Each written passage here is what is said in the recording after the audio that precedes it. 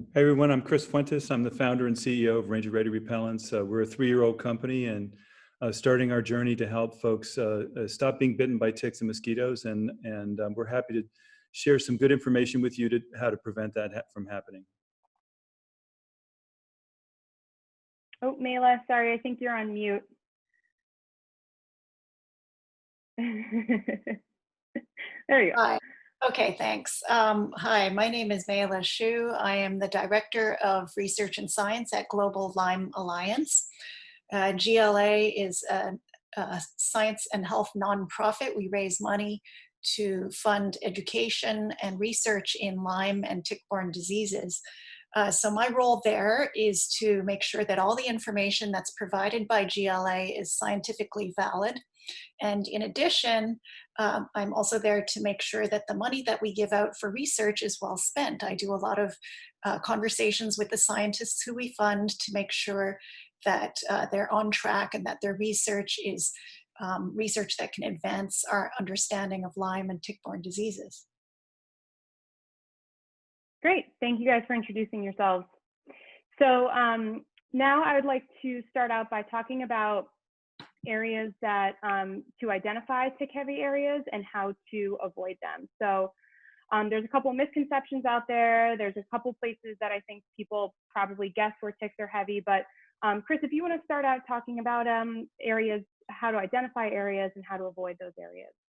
Sure. I mean, I think the most important piece is to think about the area that's right around your home first, and that area that's in your backyard. And there's a couple of misconceptions about that we all kind of we found in understanding Lyme disease. And Dr. Shu and I have spoken about this before, that that your backyard is probably the most likely place to be bitten by a tick or bring a tick into your house. And so I think the first piece is around your backyard and understanding that everything that is kind of warm-blooded has the potential to carry a tick. And that includes mice and raccoons and squirrels and all the things that we kind of think of. And many people just think I have a deer fence or I don't have any deer and they're not in my backyard.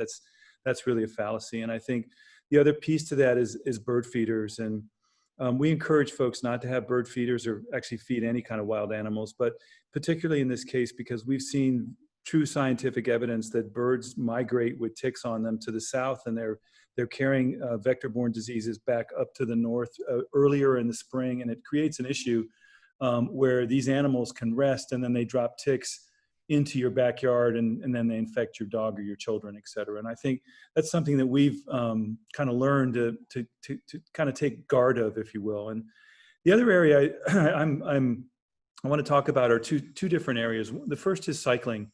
I'm a cyclist. I enjoy cycling. I was cycling, took a little vacation out on the Cape this last few days. And I realized that many people who go out cycling don't realize that they brush up against this tall grass where these ticks tend to kind of live. And they love to kind of come out on that tall grass in the shade and wait for somebody on a bike who may be resting or get a drink of water or be squeezed over to the side and just kind of duck a tree and off to your leg. And they really will catch on so quickly. And I think that's been a real surprise for us in learning how to kind of be preventive of tick bites. And the second one is gardening. And, you know, so many folks have just been bitten, and so many gardeners are bitten by ticks. And we just ask you to be very aware of that. And that's, we call it a high contact sport now, if you will, which it shouldn't be. And you can wear permethrin on your clothing and you can wear picaridin insect repellent and not be bitten. But gardening seems to be the spot where folks are unaware, if you will.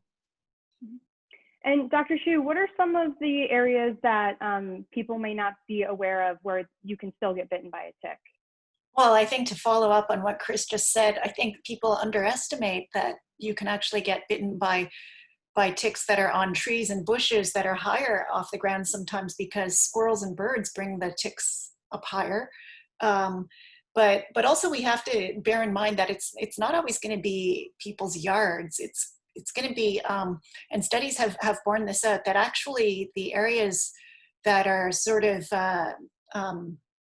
more maybe like your neighborhood area within a mile of your home is also a very high risk area. So even doing mundane activities like walking your dog or going to a neighborhood playground, or just moving around like that, going to get your mail. Anywhere there's long strands of grass, the ticks can be on the ends of those, and just brushing by them in these very everyday kind of activities, not necessarily going for a big expedition or a hike, but even just these normal activities that can bring you into contact with ticks and increase your risk of getting bitten. We have to keep that in mind as well.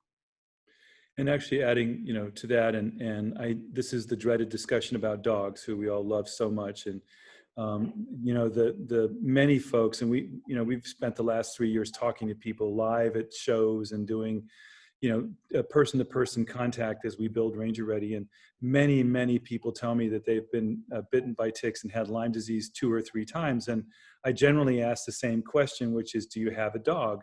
And they generally say yes. And Mayla is created the term dogs are tick taxis, and it's just a great conceptual thinking, if you will. And we want to just share really specifically. You can put repellents on your dog, you can put permethrin on your dog, you can put picaridin on your dog, but just because they wear a dog collar doesn't mean that they're protecting you. In fact, it makes it worse for you because they jump off the dog onto you.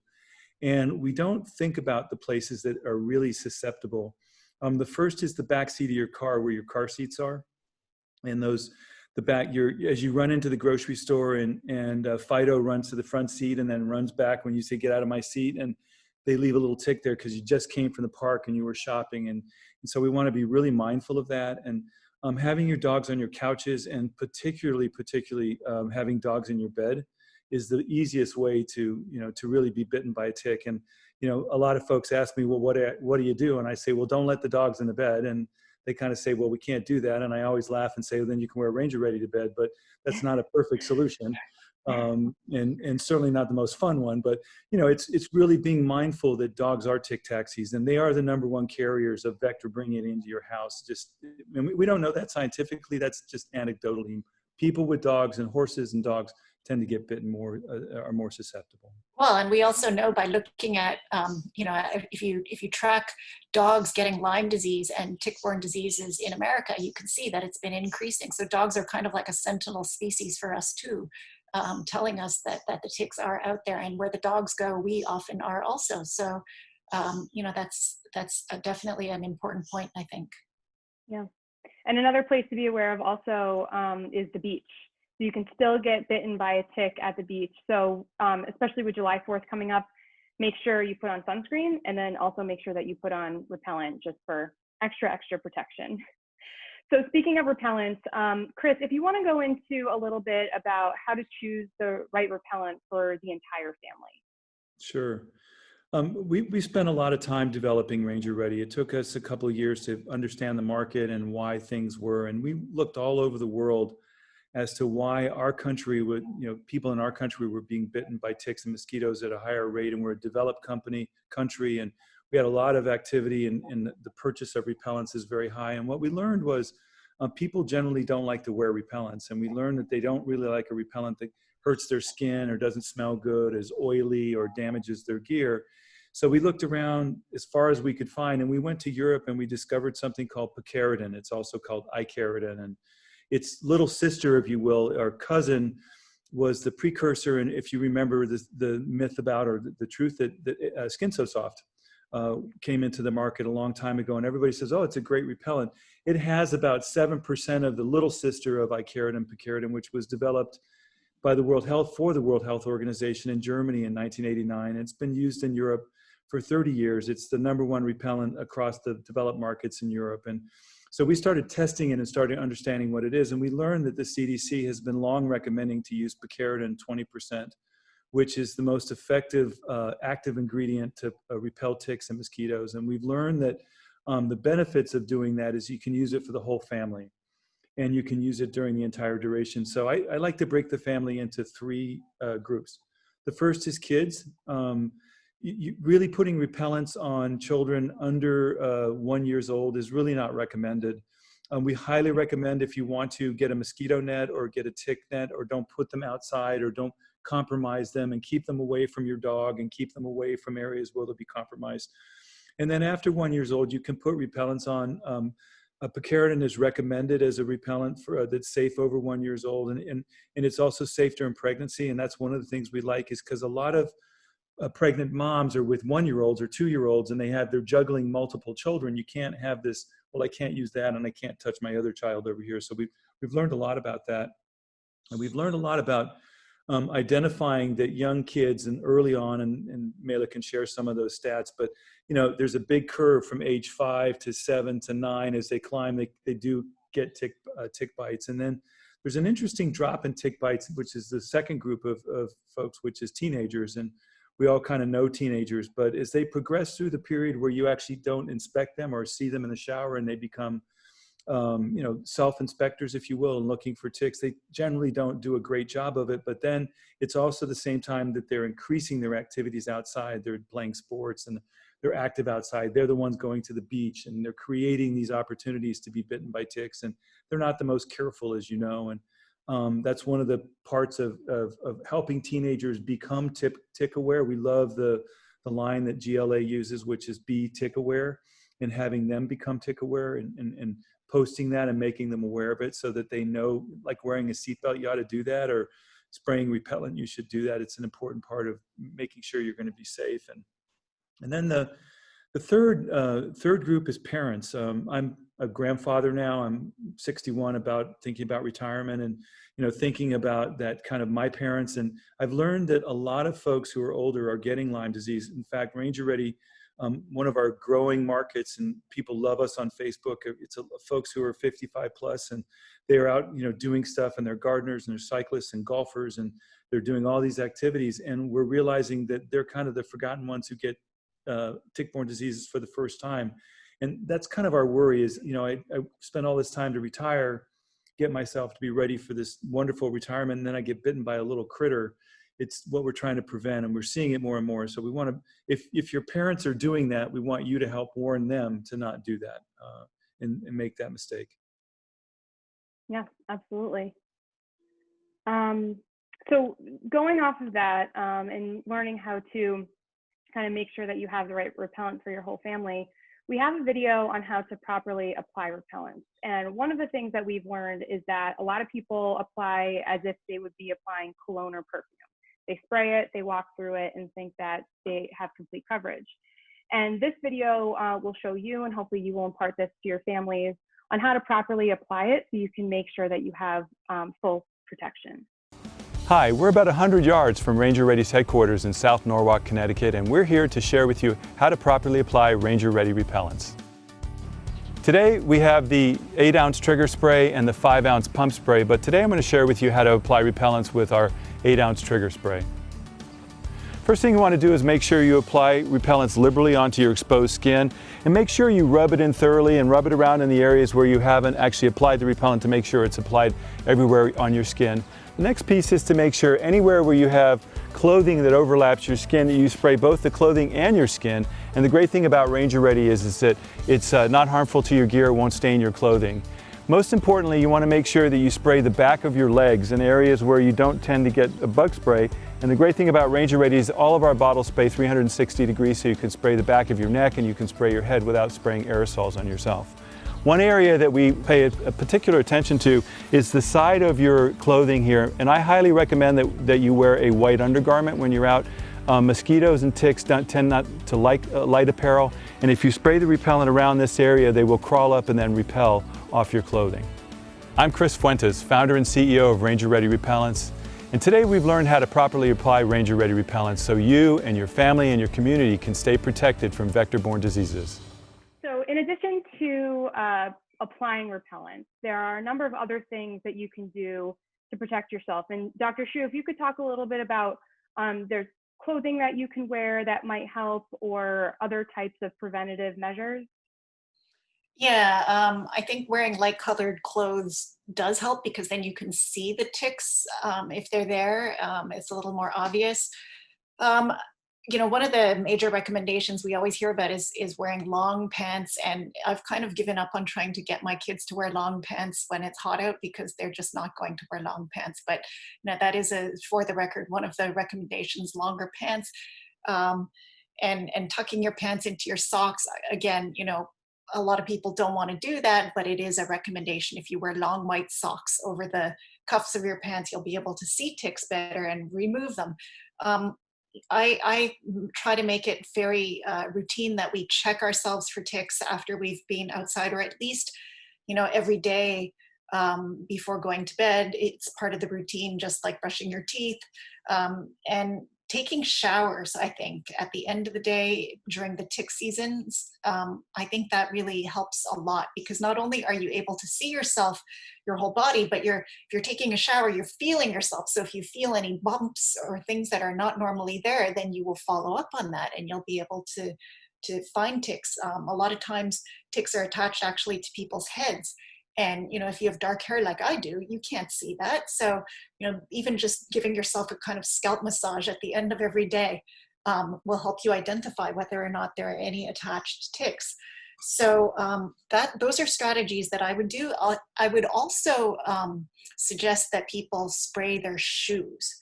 A lot of times ticks start there at your shoes and they crawl upwards. So if you spray your shoes with permethrin, and you only have to apply that maybe, not every day, perhaps every 2 weeks or so, depending on how often your shoes get wet, that can also reduce your risk. So these are strategies I would do, but I would also check out our website, betickaware.org, which is a GLA website that has a lot of prevention information.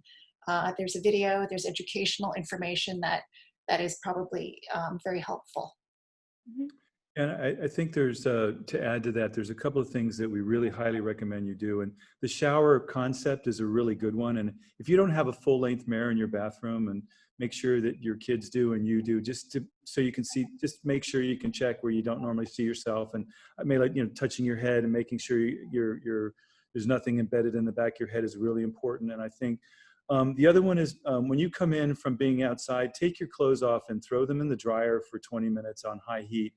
And they don't like it, they're done, they're not coming back. And those clothes are then kind of sanitized and then throw them in the washer. And it's just a better way to kind of treat and be respectful of them, because they will crawl and get into many places, including your shoes.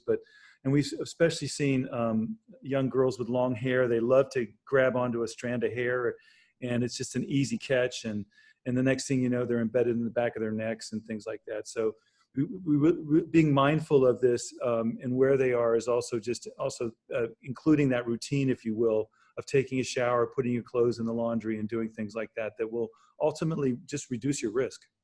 Yeah, I'm finding as I'm getting older too, my eyesight is not as good for being able to see those tiny ticks, nymphs especially. They're the size of poppy seeds. So really the touching, and feeling for bumps becomes more important.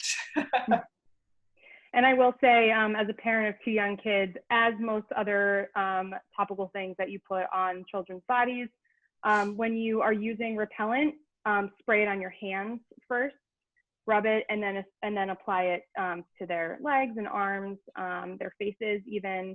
And I always kind of rub some through my kids' hair as well, just for extra protection.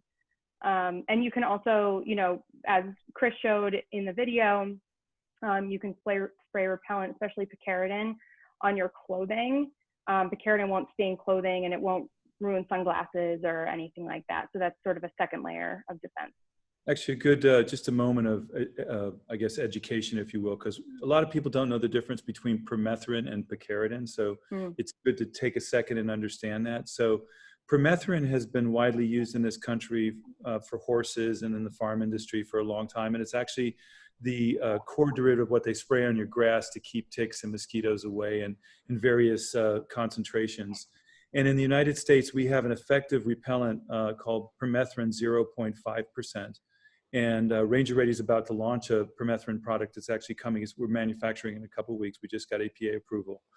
And you spray it on your clothing, on your socks, on your hats, on your shirts, on your, like Mayla said, on your, anything you can tuck in, or shoes, etc. And it will give you about 30 days of protection. And if you go more frequently in the water, you should reapply more frequently. But you can wash those clothes up to 5 times. And that's a good time to, and when they come in contact, they will actually, the tick will repel itself and die. Now, picaridin is a different product. You put that on your skin, and that's body worn, and that protects you from ticks and mosquitoes for 12 hours.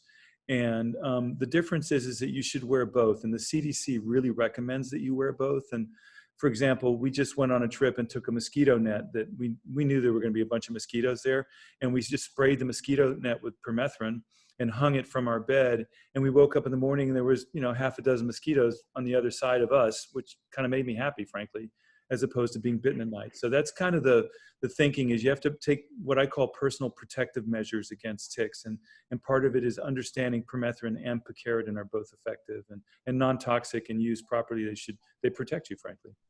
Mm-hmm. All right, so should you find a tick on you if you're not able to practice those preventative measures, there are a number of things to do to properly remove the tick, and a lot of resources on GLA.org in the next step. So Dr. Shu, if you might be able to go into a little bit more about what to do if you find a tick on you. Yeah, so if you find a tick on you, first of all, stay calm. Don't freak out, because you need to stay calm and be able to take care of that. Okay, so if it's not embedded in you, I don't think you need to worry. Just get rid of the tick. You can flush it down the toilet. You can squash it, throw it outside, whatever you want to do. Just get rid of it.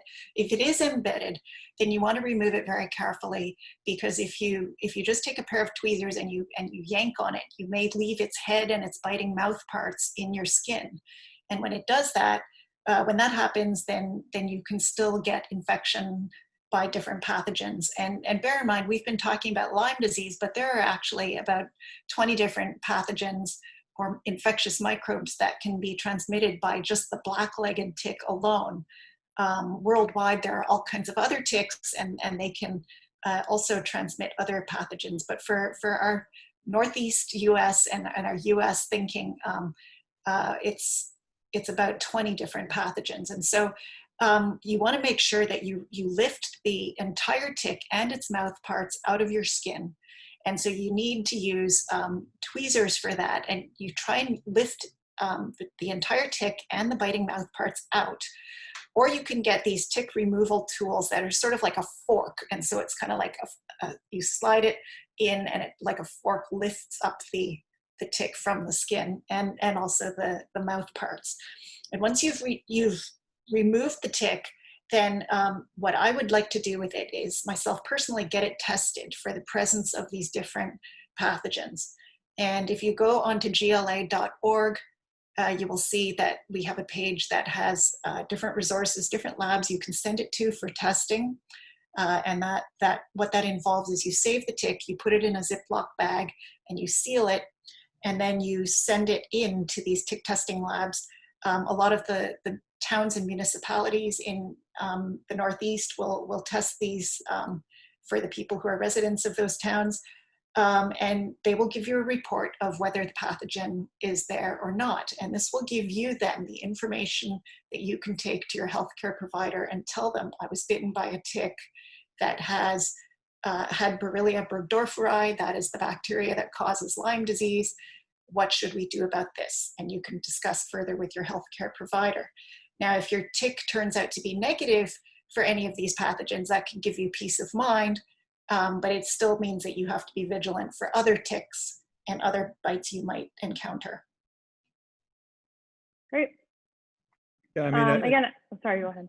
Yeah, just as someone, I think the ticks have figured out that I'm the Ranger Ready guy, so they do pursue me if I don't have Ranger Ready on. And I actually had a little incident. It's very hard to stay calm with ticks on you. I don't know how you do that, but I will take that recommendation. But I think one of the things is once you have discovered a tick, and then you go through the healthcare network and understanding. And I think a lot of the work that GLA does, and really does an unbelievable job, is folks who have already contracted the disease. And we want to prevent people from contracting Lyme disease and various forms of tick-borne illnesses. And one of the most important first things is when you first talk to your healthcare provider. And the Global Lyme Alliance does a good job of Lyme literate doctors, and sometimes your GP may be Lyme literate or not, but we encourage you to be educated about it and go on and take this offensive opportunity to do that, because and especially in this period right now, we expect about 300,000 to 400,000 diagnoses for Lyme disease this summer. It will vary depending on outdoor activity. And we are concerned about more people being outside, first of all, but also the possibility of being misdiagnosed with COVID-19.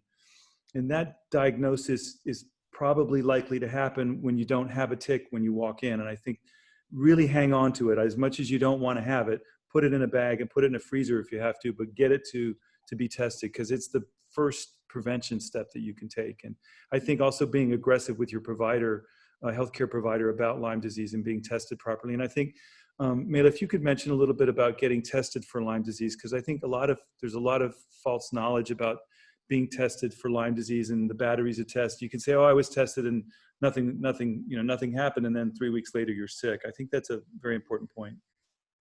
Yeah, so the test for Lyme disease that's currently validated by the CDC is called a two-tiered test. And what that is a blood test that relies on the detection of antibodies that recognize the bacteria that causes Lyme disease. And the reason that this test is a problem is it's highly inaccurate, especially in early stages of infection. So a lot of people will test false negative. And the reason that they test false negative is it takes time for you to start making antibodies that recognize this bacteria. So even though you've been infected by the bacteria, it may take several weeks, maybe even a couple months, to have antibodies that will be detected in the Lyme disease test. So that is why there are a number of other alternative tests that are available on the market. Now, they're on the market, but a lot of them are not validated. And they may have the opposite problem. They may give a lot of false positive tests. So a lot of them have not been rigorously validated. And this is a huge source of frustration, not only to the Lyme disease community, but to, for all of us. It's a priority. We should be able to get tested, and we should be able to trust the results that we get, whether it's COVID, whether it's Lyme disease, whether it's any infection.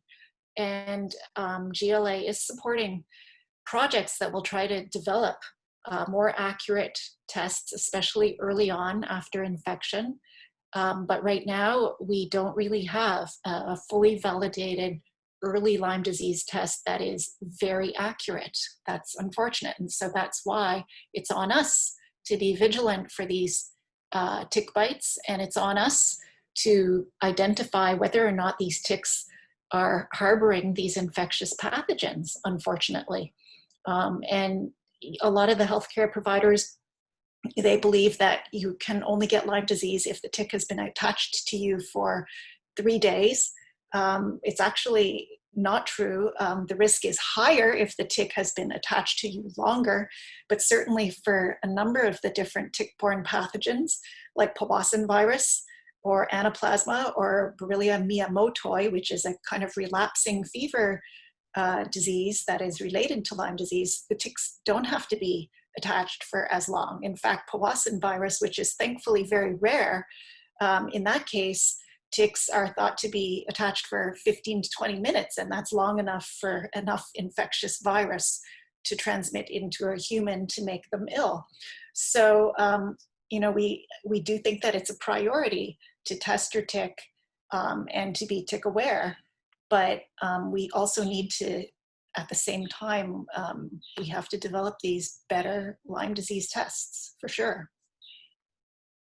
Yeah, and actually talking about some of the other pathogens that ticks might be able to give, Ted in Northwest Arkansas was asking if you could touch a little bit upon the Lone Star tick and the alpha-gal syndrome.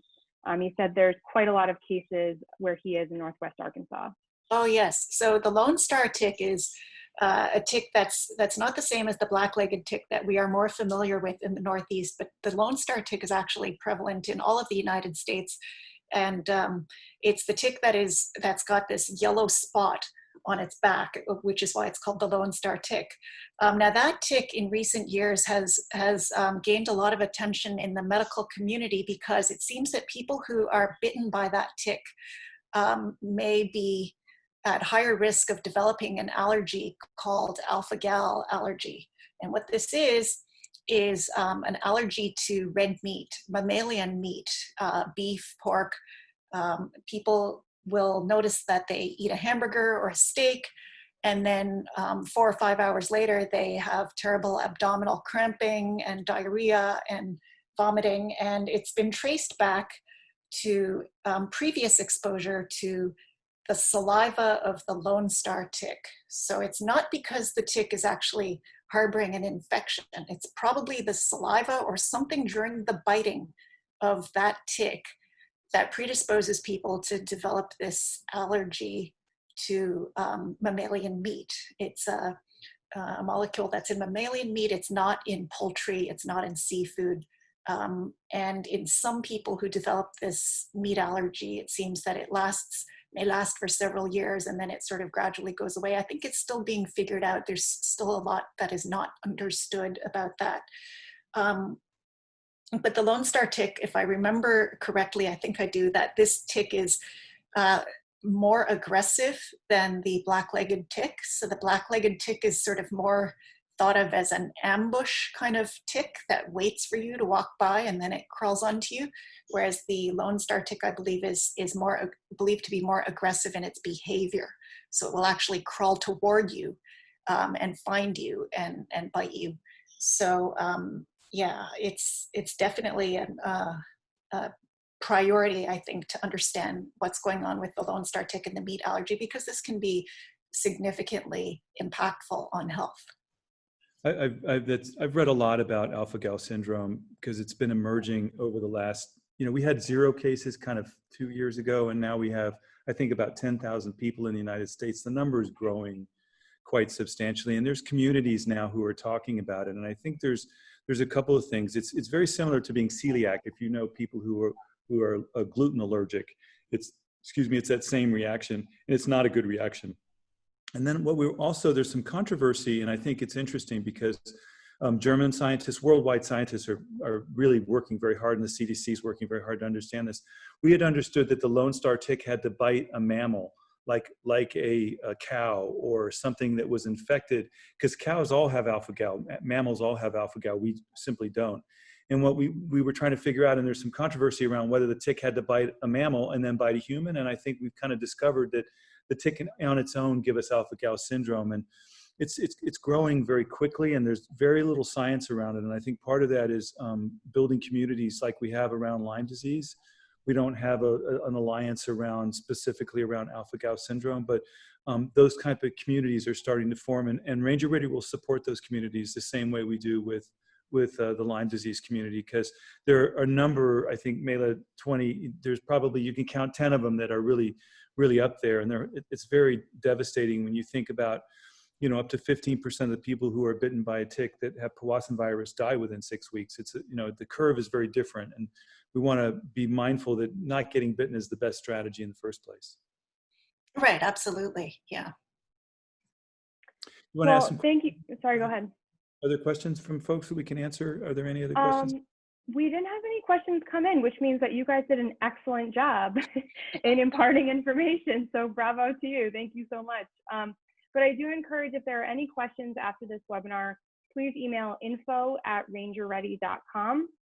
And we're happy to answer any questions that we might have or get answers from GLA that we might not be able to answer. This webinar has also been recorded. So we'll be able to send this to you, and we'll be sending a follow-up email as well with a link to this. So you'll be able to watch it again. And again, thank you so much for coming. We really appreciate it. And Dr. Shu and Chris, any imparting words? Sure, absolutely. We really support the Global Lyme Alliance. We believe in the work they're doing, and we have a special discount called GLA 10. You'll get a 10% discount, and we donate 15% of our revenues during this Lyme Disease Awareness Month to the GLA. So you're helping both them, and we're happy for you to try Ranger Ready. And so please use GLA 10 on our website at rangerready.com, and we'll support the Global Lyme Alliance with it. Oh, thank you. Great.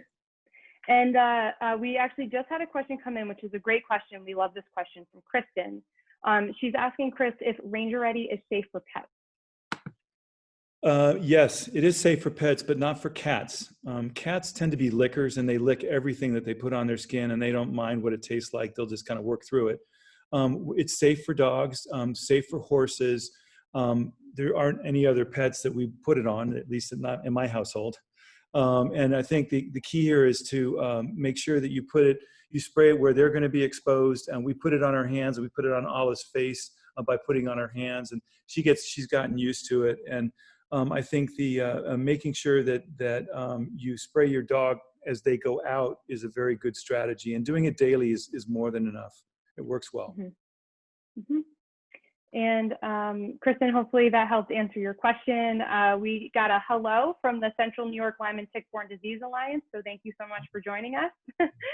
And again, if you guys have any questions, we're happy to answer them at any time. This webinar, again, is being recorded and will be resent to you. And I encourage you to follow the Global Lyme Alliance on Facebook, Instagram, Twitter, and LinkedIn. They're constantly posting information on prevention, on studies that are being done, on just updates within the community. And you can find Ranger Ready on Facebook, Instagram, Twitter, and LinkedIn as well. So thank you all again for joining us. We're so happy. We hope that we didn't terrify you. We hope that we just gave you enough information to be able to protect yourselves and your families. And we look forward to seeing you or hearing your questions. Have a good one.